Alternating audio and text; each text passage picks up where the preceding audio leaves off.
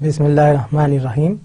My name is Dr. Ayaz Afsar, and our topic today is using corpus linguistics in research. It is certainly quite distinct from most other topics we have covered so far, and you might study in linguistics some of the topics as phonology, phonetics, semantics, sociolinguistics, psycholinguistics. In that sense, corpus linguistics is not directly about the study of any particular aspect of language. Rather, it is an area which focuses upon a set of procedures or methods for studying language. The procedures themselves are still developing and remain an unclearly delineated set, though some of them, such as concordancing, are well established and are viewed as central to corpus linguistics approach. Given these procedures, we can take a corpus-based approach to many areas of linguistics. Yet precisely because of this, as this lecture will show, corpus linguistics has the potential to reorient our entire approach to the study of language. It may refine and redefine a range of theories of language. It may also enable us to use theories of language which were at best difficult to explore prior to the development of corpora of suitable size and machines of sufficient power to exploit them. Importantly, the development of corpus linguistics has also spawned, or at least facilitated, the exploration of new theories of language, theories which draw their inspiration from attested language use and the findings drawn from it. In this lecture, these impacts of corpus linguistics will be introduced, explored, and evaluated. Before exploring the impact of corpora on linguistics in general, however, let's return to the observation that corpus linguistics focuses upon a group of methods for studying language. This is an important observation, but needs to be qualified.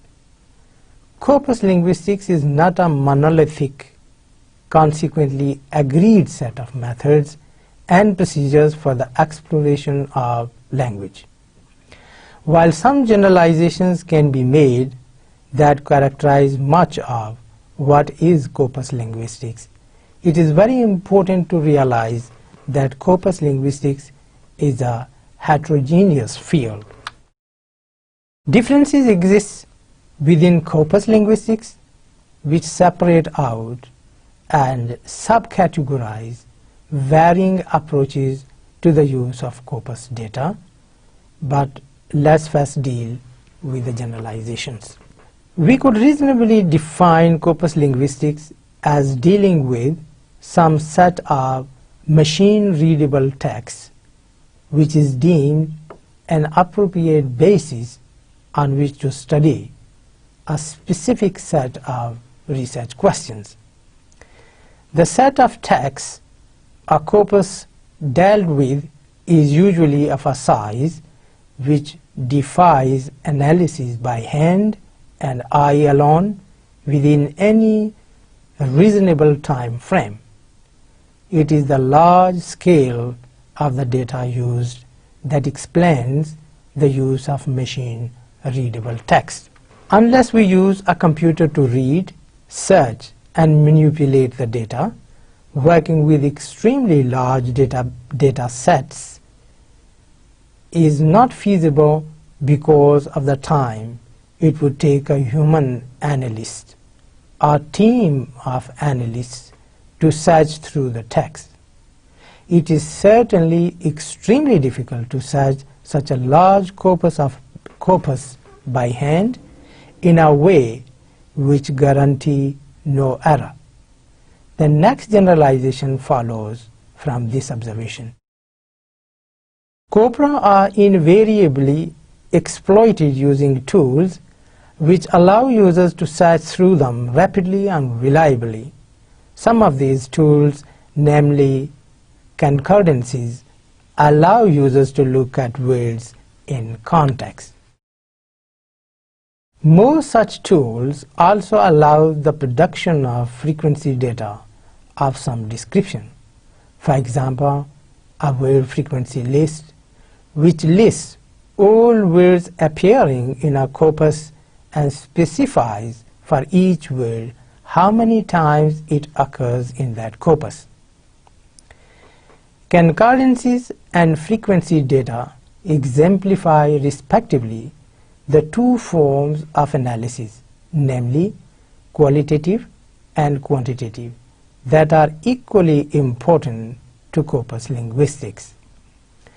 The importance of our findings from a corpus, whether quantitative or qualitative, depends on another general factor which applies to all types of corpus linguistics.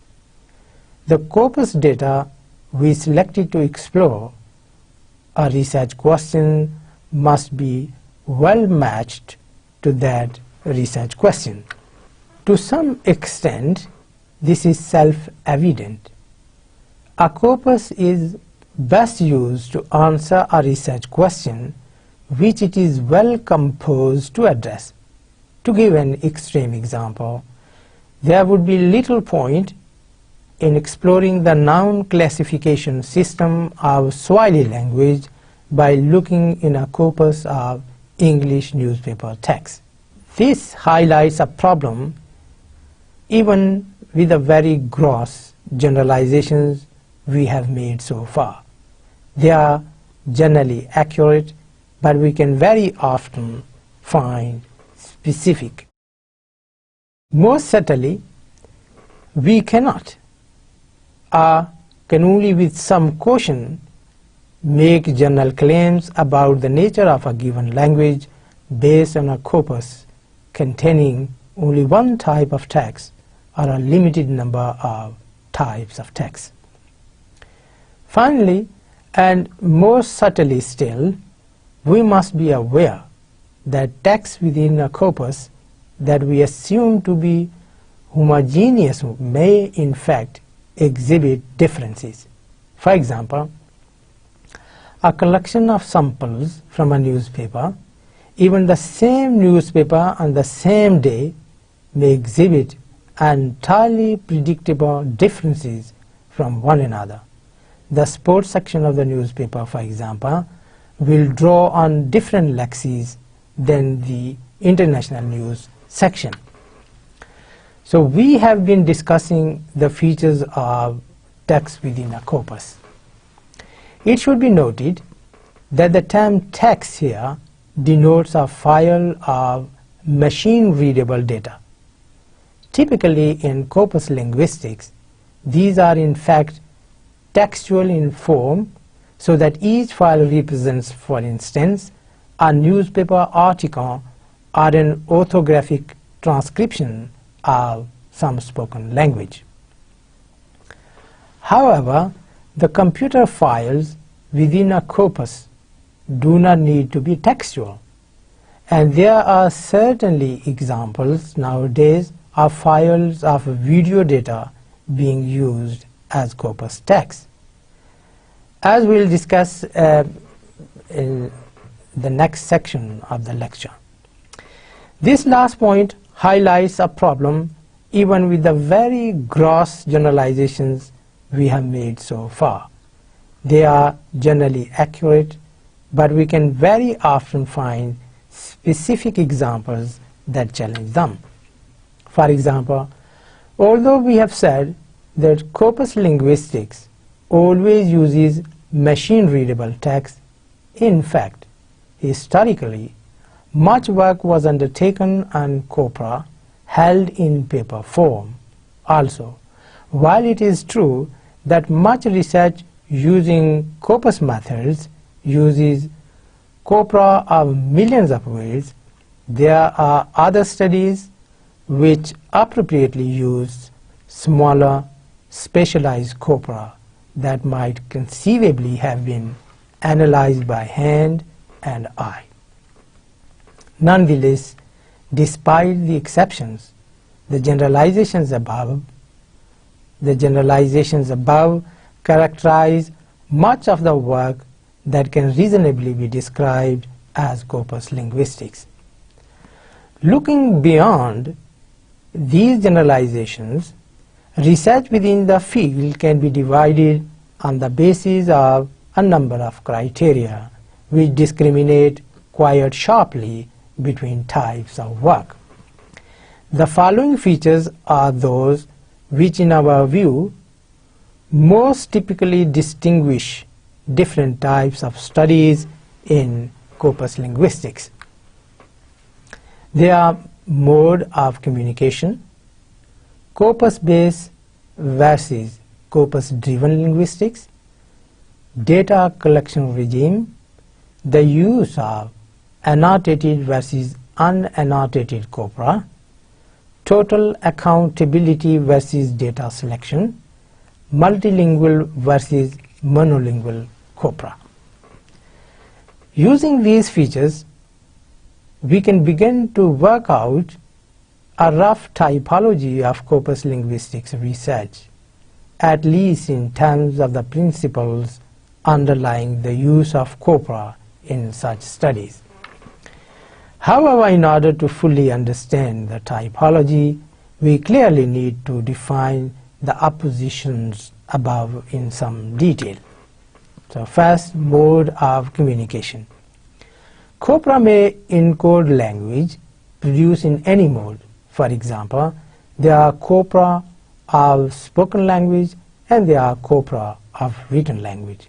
In addition, some video corpora record paralinguistic features such as gesture, and corpora of sign language have been also constructed.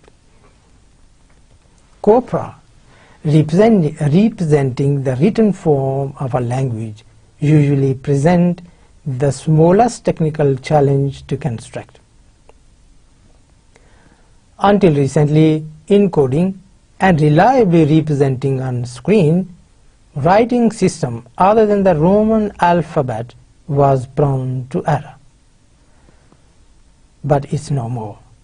Material for a spoken corpus, however, is time consuming to gather and transcribe.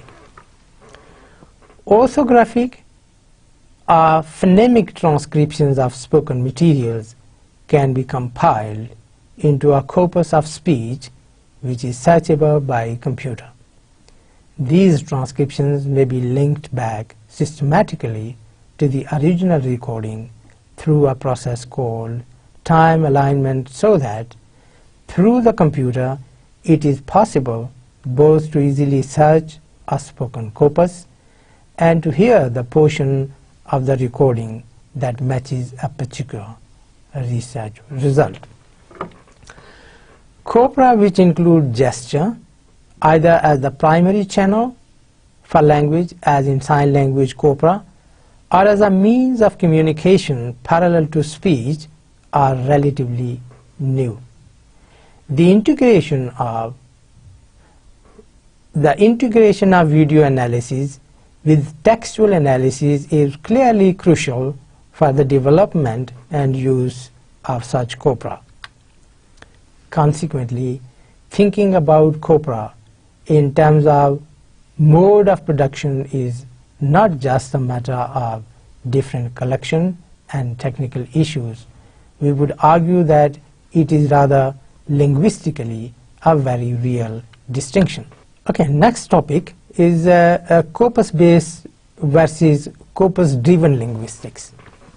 Corpus-based studies typically use corpus data in order to explore a theory of hypothesis, typically one established in the current literature in order to validate it, refute it, or refine it. The definition of corpus linguistics as a method underpins this approach to the use of corpus data in linguistics. Corpus-driven linguistics, however, rejects the characterization of corpus linguistics as a method and claims instead that the corpus itself should be the sole source of our hypotheses about language. It is thus claimed that the corpus itself embodies its own theory of language. An important question follows from the observation that corpus studies should match their data to their research question. How can we ensure that the match is good enough? If we want to explore grammatical features in modern English, we clearly need to match the data we use against the claims we wish to make. To make general claims about spoken English, we would require a suitable spoken data set. The speech of one person alone is unlikely to provide a suitable basis for such generalizations. So, corpus construction, and in particular data collection, emerges as a critical issue for corpus linguistics. Two broad approaches to the issue of choosing what data to collect have emerged: the monitor corpus approach, the monitor corpus approach, where the corpus continually expands to include more and more text over time, and the balanced corpus or sample corpus approach, where careful sample corpus reflecting the language as it exists at a given point in time is constructed according to a specific sampling frame.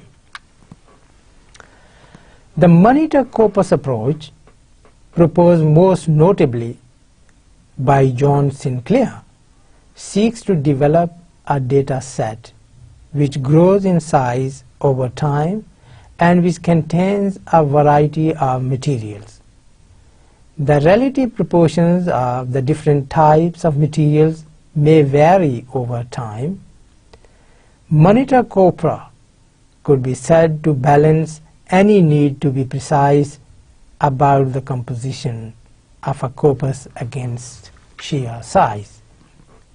As the corpus grows, we might assume that any skew in the data naturally self-corrects, since there is no consistent skew in the data input. The Bank of English BOE, developed at the University of Birmingham, is the best known example of a monitor corpus. The BOE, the Bank of English corpus, was started in 1980s and has been continually expanded since that time. At the time, the corpus contains over 500 million words organized into a general English section, 450 million words, and a section containing corpus materials of use in language pedagogy, 56 million words. The Bank of English BOE represents one approach to the monitor corpus. The corpus of Contemporary American English, COCA, represents another. COCA, or the Corpus of Contemporary American English, expands over time like a monitor corpus, yet it does so according to a much more explicit design than the Bank of English corpus. Each extra section added to COCA, Corpus of Contemporary American English, COCA, compiles to the same breakdown of text varieties. Arguably, this corpus represents something of a halfway house between the sample corpus approach and the monitor corpus approach. A monitor corpus that proceeds according to a sampling frame and regular sampling regime. While the BOE, that is Bank of English, and COCA, Corpus of Contemporary American English, are impressive in scale, there is arguably a much larger monitor corpus under construction that covers a wide range of languages and contains a growing record of those languages over time, the World Wide Web, WWW. The web as a corpus. The concept of web as corpus is very similar in many ways to the idea of the monitor corpus. It takes as its starting point a massive collection of data that is ever growing and uses it for the study of language. As well as using standard search engines such as Google to explore the web as a corpus, researchers have also developed interfaces specifically designed to support this use of the web, such as web corpus. The web as corpus approach has some specific problems. In contrast to corpora, the web is a mixture of carefully prepared and edited text, and what might charitably be termed casually prepared material. The content of the web is also not divided by genre. Hence, the material returned from a web search tends to be an undifferentiated mass, which may require a great deal of processing to sort into meaningful groups of text. In addition, there is little doubt that the many texts on the web contain errors of all sorts. For example, while writing, I type receive and receive into Google, and receive scored 3 million hits, receive scored hits, receive scored hits, and receive scored hits. This, of course, may prove useful if you wish to investigate common spelling errors. For example, data like this might also be the basis for a very interesting study in support of spelling reform. Data like this might also be the basis for a very interesting study in support of spelling reform. However, if this isn't the sort of thing you are interested in, such errors in the data may well provide unwelcome noise when the analyst approaches the web as a corpus. Given that this kind of noise exists at all levels of language on the web, it represents a significant issue that the users of the web as a corpus must address. Nonetheless, the web does undoubtedly provide a substantial volume of data which can be selected and prepared to produce corpora suitable for a wide variety of purposes. The sample corpus approach. In contrast to monitor corpora, balanced corpora, also known as sample corpora, try to represent a particular type of language over a specific span of time. In doing so, they seek to be balanced and representative within a particular sampling frame which defines the type of language, the population that we would like to characterize. The population is the notional space within which language is being sampled. So for example, if we want to look at the language of service interactions in shops in the United Kingdom in the late 1990s, the sampling frame is clear. We would only accept data into our corpus which represents service interactions in UK shops in the 1990s. However, if we only collected data gathered in coffee shops, we would not get a balanced set of data for that population. Relatively, context-specific texts such as latte and frappuccino would be likely to occur much more frequently than they do in service interactions in general. Phrases which are typical of other kinds of service interactions, such as "should I wrap that for you?" might not occur at all. Following the principle of balance, we would seek to characterize the range of shops whose language we wanted to sample and collect data evenly from across the range. Even if we decided we were only interested in bookshops, coffee shops, and supermarkets, we might still wish to ensure that the shops sampled from were in some sense typical, and that we gather data from them in such a way as to avoid introducing skew into our data set. So, we might care to ensure that we did not sample from bookshops which sell only antiquarian books. If we were concerned that the interactions there could be atypical of bookshops in general. Similarly, we might want to ensure that the proportions of data in our corpus reflect in some way the numbers of each type of interaction of interest that actually occur. If we had 90% of our data from bookshops, 8% from coffee shops, and 2% from supermarkets, when we know that there are 100 of supermarkets for every bookshop, we might well feel that our corpus design was less than ideal.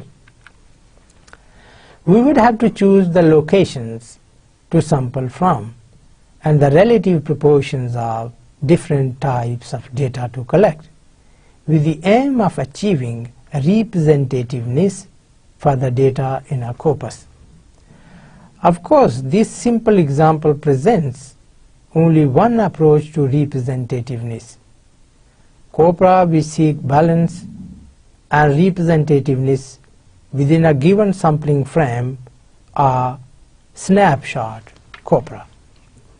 A good example of a snapshot corpus is the Lancaster-Oslo-Bergen LOB corpus.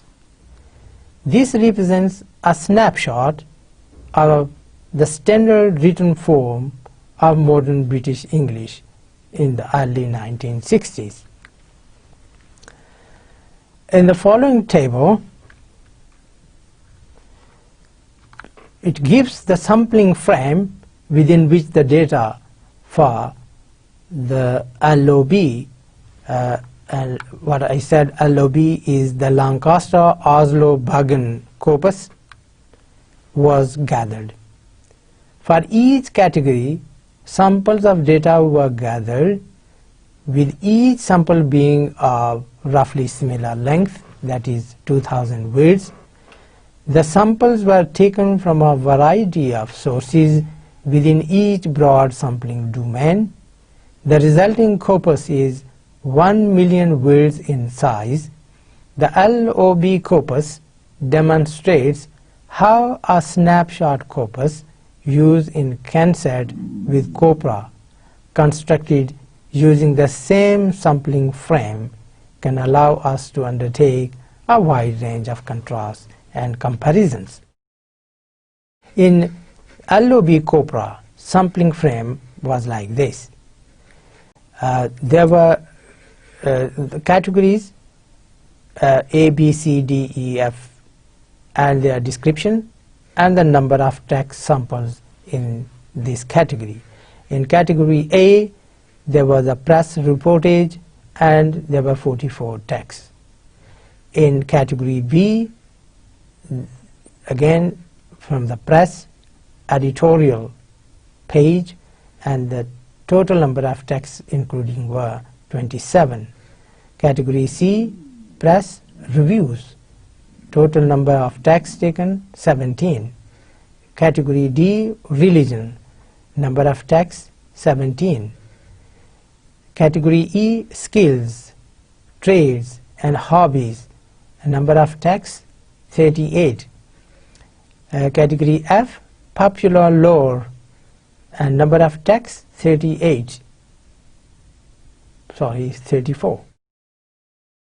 Bell letters, biography, essays, miscellaneous government documents, foundation reports, industry reports, college catalog, industry house organ, that is category H, and total number of texts taken were 30. J, category J, learned and scientific writings, number of texts included 80. Category K, journal fiction, and number of texts taken 29. Category L, mystery and detective fiction, number of texts 24. Category M, science fiction, total texts 6. Category N, adventure and western fiction, number of texts included in the corpus 29. And category P, romance and love story, number of texts included 29. And category R, humor, and number of total texts taken 9. The total number was number of text samples in this category, that is LOB corpus, was 500. And this was the criterion for taking the text from different genres and make it a representative sample of written English. The same sampling frame used for LOB has also been used to collect corpora of written British English at spaced intervals, mostly of 30 years, through the 20th and early 21st centuries. This allows the effects of diachronic change to be studied in this variety of English. This approach to exploring diachronic change over the time is analogous to stop motion photography. Slow moving changes become visible when a snapshot is taken at discontinuous intervals.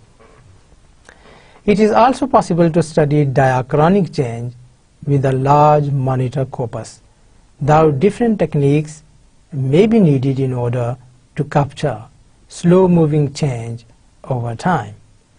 Using snapshot corpora, we can also look at synchronic differences in varieties of English.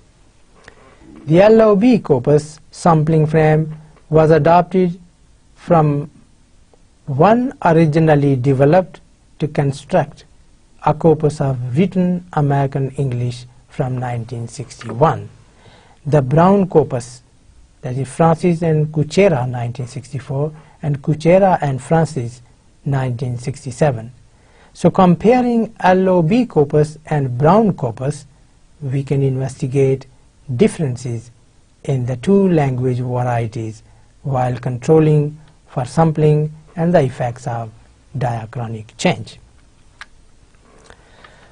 Balanced representativeness and comparability are ideals which corpus builders strive for but rarely, if ever, attain.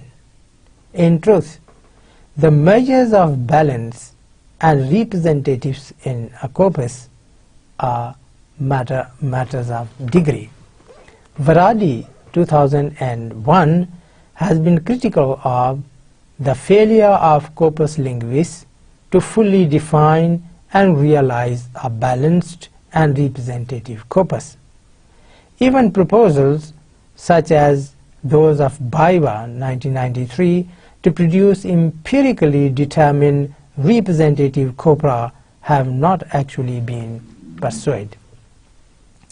Balance, representativeness and comparability are the hallmark of any representative or a sample corpus. However, though balance and representativeness remain largely heuristic notions decided on the basis of the judgment of linguists when they are building a corpus, this does not mean to say that the concepts are of no value. Similarly, while some corpora designed to be comparable to each other can clearly make a claim for balance and representativeness, others may only do so to a degree.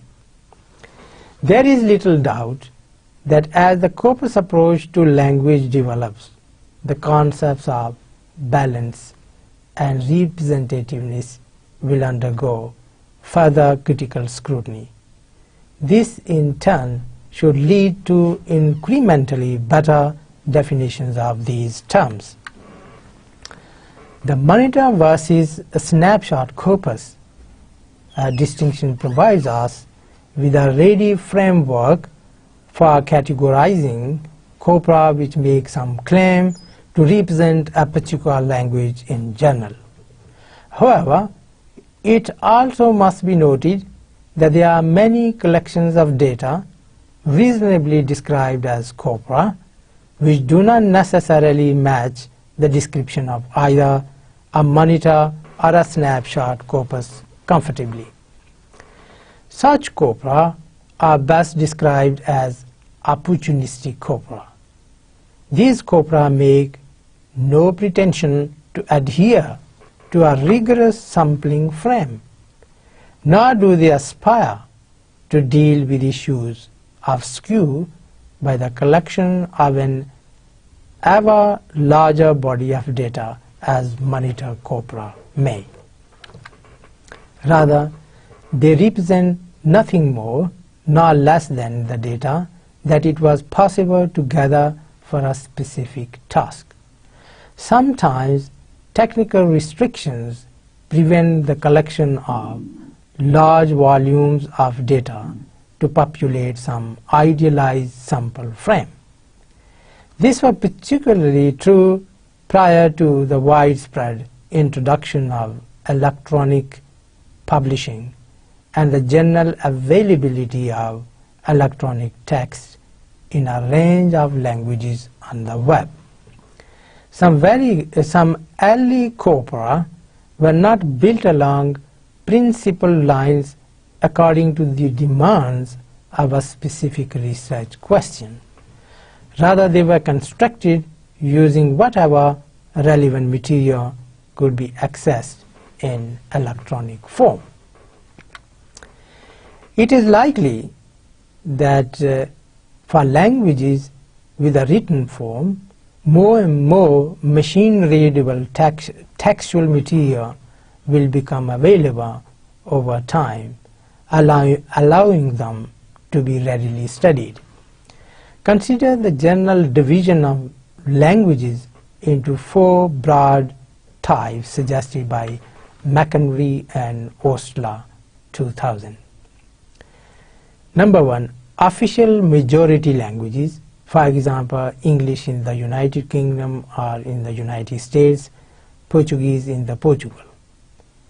Number 2, official minority languages like Welsh in the UK or English in Pakistan.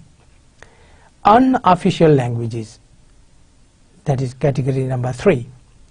Unofficial languages, both large, for example Kurdish in Turkey, and relatively small, for example Sylheti in the UK. And number 4, endangered languages, for example Gugu, Yimidir in Australia.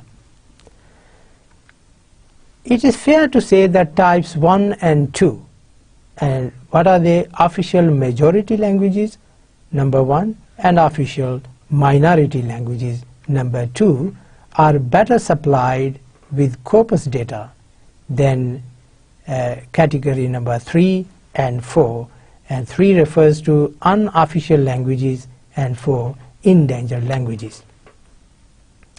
So it is fair to say that types 1 and 2 are better supplied with corpus data than 3 and 4 for a range of non-linguistic reasons.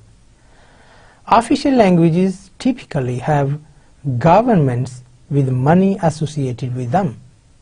These governments typically publish material in the official language, often on the web. They also at times fund corpus building projects. Unofficial languages suffer from a lack of official recognition and hence state funding.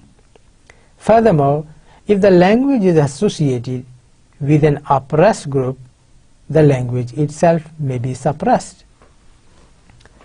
The issue with endangered languages is obvious. Very few speakers producing little material, very few speakers producing little material relative to the larger languages. It may also be the case that endangered languages are also suppressed, making their situation yet worse. While the notions of monitor and snapshot corpora provide us with relatively idealized mode of corpus construction, it should be noted and accepted that the corpora that we use and construct must sometimes be determined by pragmatic considerations.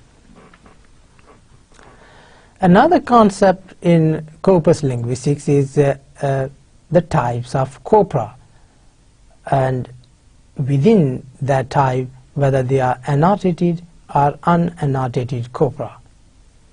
That is a further way in which studies in corpus linguistics vary relates to whether or not linguistic analyses are encoded in the corpus data itself.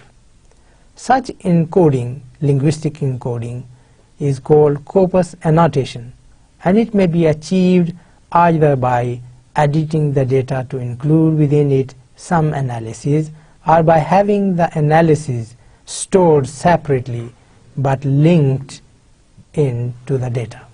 For example, we may wish to annotate a corpus to show parts of speech, assigning to each word the grammatical category we claim it has in its context. So for example, when we see the word talk in the sentence, I heard John talk, and it was the same old thing, we would assign it the category noun in the context. John is a noun. John's talk is a noun in this context. While the phrase corpus annotation may be unfamiliar to some linguists, the basic operation it describes is not. It is directly analogous to the analyses of data that have been done using hand, eye, and pen for decades. Corpus annotation is then a commonplace of linguistics. If it varies from usual practice at all, it is in the scale on which it is applied. On the basis of this, somewhat brief description of corpus annotation, a reader or audience would be forgiven for thinking that the distinction between annotated and unannotated corpora is based simply on whether or not the corpus has been analyzed in a particular way yet. Those corpora which have already been analyzed in some way are annotated. Those which have yet to be analyzed are not annotated. This distinction in itself, however, is so trivial that it would hardly constitute a major dimension along which research in corpus linguistics can vary. What makes this dimension salient is the fact that some linguists object to annotation, either per se or when undertaken manually rather than automatically by a computer. So far we have focused on ways in which corpora vary in their design. Corpora may also vary, however, in how they are used by the analysts who exploit them. Our key difference here is the contrast between total accountability and data selection. It has been argued that a significant advantage of using corpora is that corpora allow analysts to approach the study of language within the context of the scientific method. A core principle of Leach's approach within this framework is total accountability. If you approach a corpus with a specific theory in mind, it can be easy to unintentionally focus on and pull out only the examples from the corpus that support the theory. This is technically called a confirmation bias. But the theory can never be shown to be false by such an approach, even in principle. As such, this approach runs counter to one of the key features of the scientific method identified by Papa 1934, Consulted 2006, page 8, namely falsifiability. The principle of accountability is simply that we must not select a favorable subset of the data in this way. When approaching the corpus with a hypothesis, one way of satisfying falsifiability is to use the entire corpus and all relevant evidence emerging from analysis of the corpus to test the hypothesis. This principle is the reason for the quantitative nature of many corpus-based methods. Minimally, however, where there is too much evidence for using the entire corpus to be practical, the analyst must at least avoid conscious selection of data. Short of using the corpus in its totality, total accountability can in principle be preserved by using an unbiased, for example, randomized subsample of the examples in the corpus.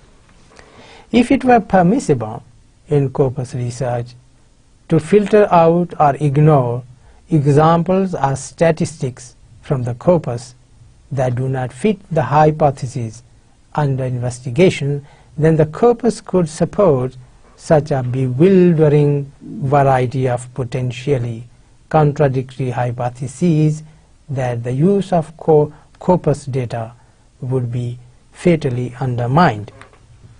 To put it simply, there should be no motivated selection of examples to favor those examples that fit the hypothesis, and no screening out of inconvenient examples. Such a statement represents an ideal for the use of corpus data that most would find difficult to challenge.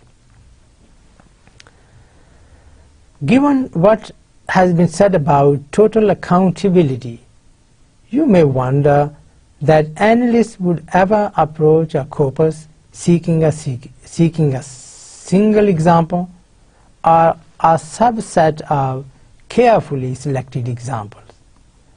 Not only do some analysts do just that, in circumstances in certain circumstances it may actually be the right thing to do. Indeed, in an important sense, approaching a corpus in search of a specific type of result may be entirely in line with the scientific method. Most importantly, we may seek in a corpus a specific example which in itself falsifies a hypothesis, thereby making the totality of the data in some sense irrelevant. One example alone may be enough to falsify a claim. In a corpus of 1,000,000 sentences, the one sentence that does not conform to a hypothesis is the only sentence that really matters for considering the hypothesis in question.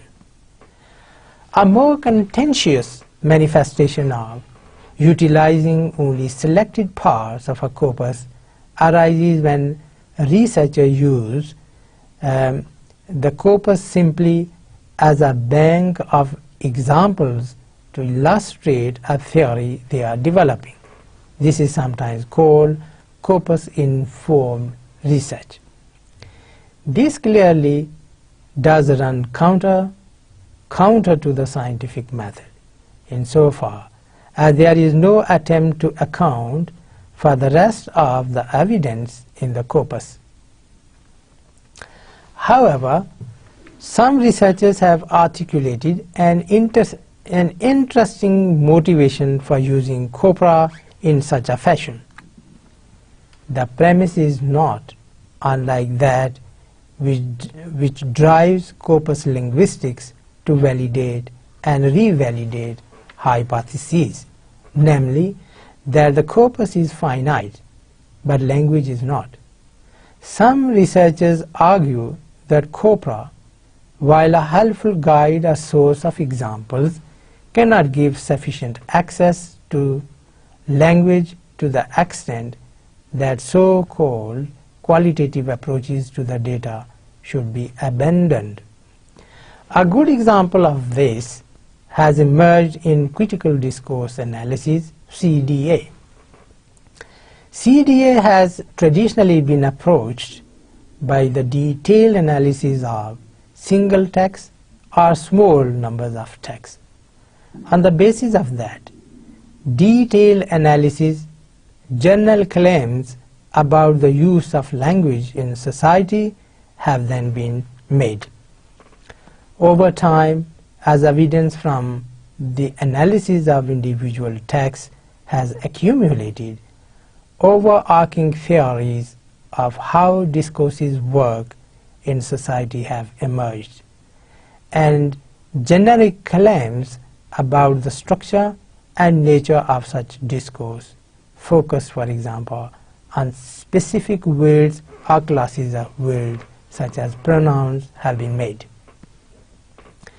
These general observations based on a small number of texts have been exploited within an overarching theoretical framework based upon some theory of power relations. Since the 1990s, attempts have been made to integrate the general methodological approach of corpus linguistics with CDA by researchers.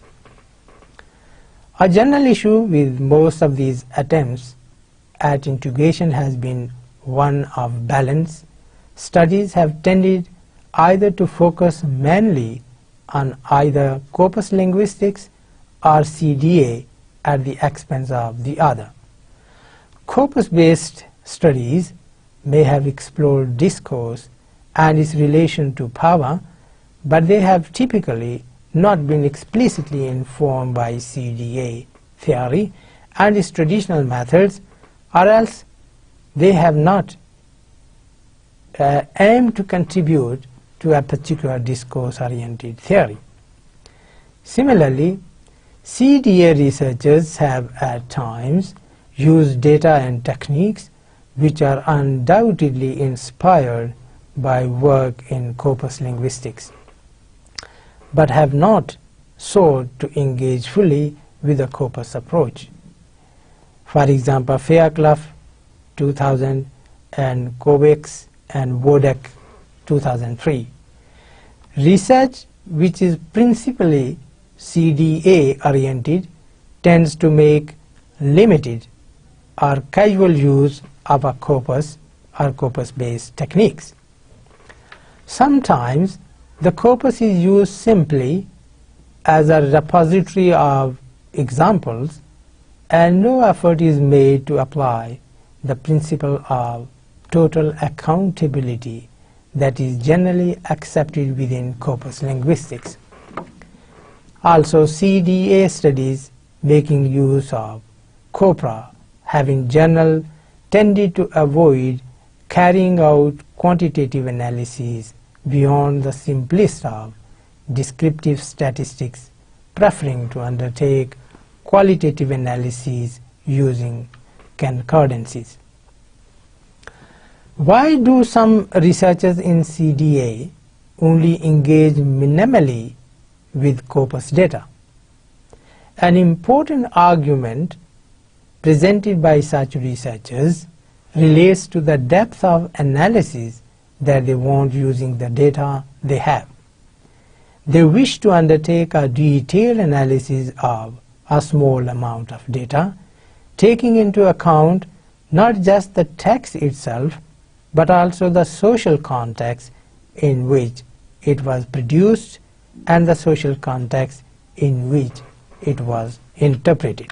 This work is so labor-intensive that a large-scale study using the corpus may not be possible.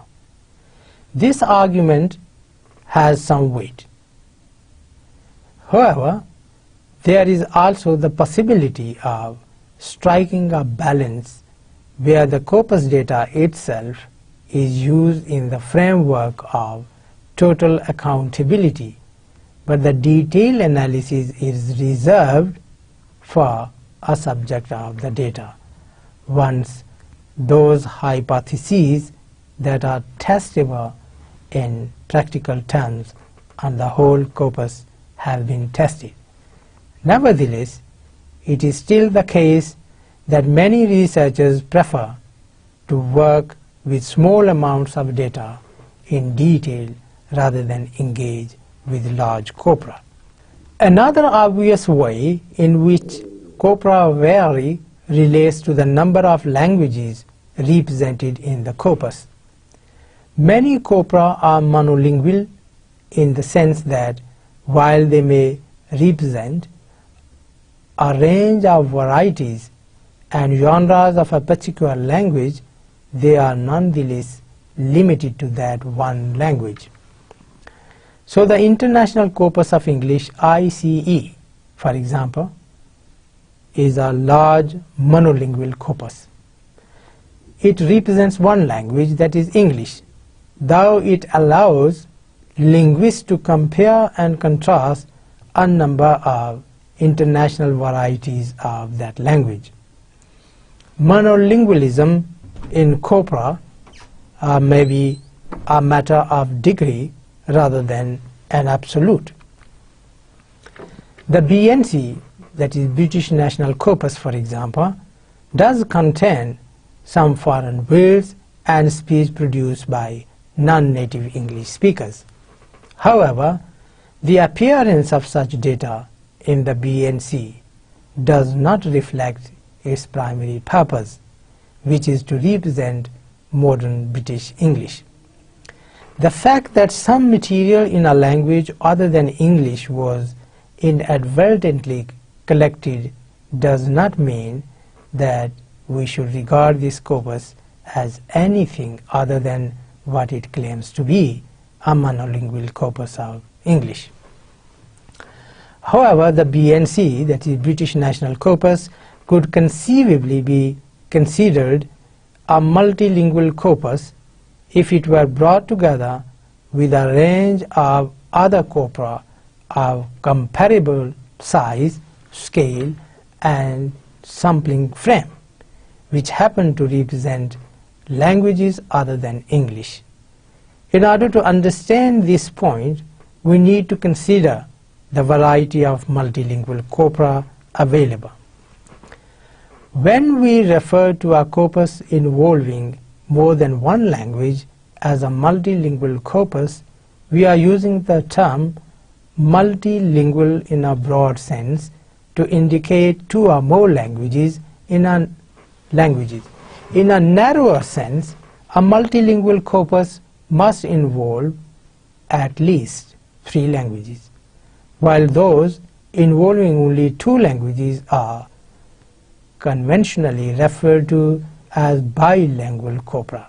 Given that corpora involving more than one language are a relatively new phenomenon, with most research hailing from the early 1990s, for example the English-Norwegian Parallel Corpus, or ENPC in short, it is unsurprising to discover that there is some confusion surrounding the terminology used in relation to these corpora. Generally, there are 3 types of corpora involving more than one language.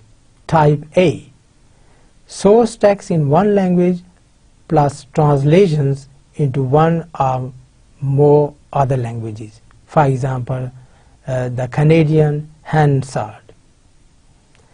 Type B, pairs or groups of monolingual corpora designed using the same sampling frame, for example the Aarhus corpus of contract law, or the Lancaster corpus of Mandarin Chinese, which uses the same sampling frame as LOB and Brown corpora. Type C, a combination of A and B, for example the ENPC and Johnson and Hofland 1994 and EMILLE corpora Baker 2004. Different terms have been used to describe these types of corpora. By looking at a series of defining features in corpus linguistics, this topic has explored ways in which the construction and use of corpora vary. In doing so, I have highlighted some of the differences that exist between linguistics in their use and basic conception of corpus linguistics. Throughout this discussion, however, key themes of this lecture were as they impact upon these practical issues. For example, the decision on whether to annotate or not is an important issue of principle as well as being a practical consideration. Likewise, the World Wide Web, WWW, presents analysts with specific legal challenges, and the collection of spontaneous speech may bring with it significant ethical issues. Well, that was all about using corpus linguistics in research, and I hope that you would have got some insight and you would think about applying corpus linguistics as one possibility in your own research project. Thank you very much for listening, and goodbye.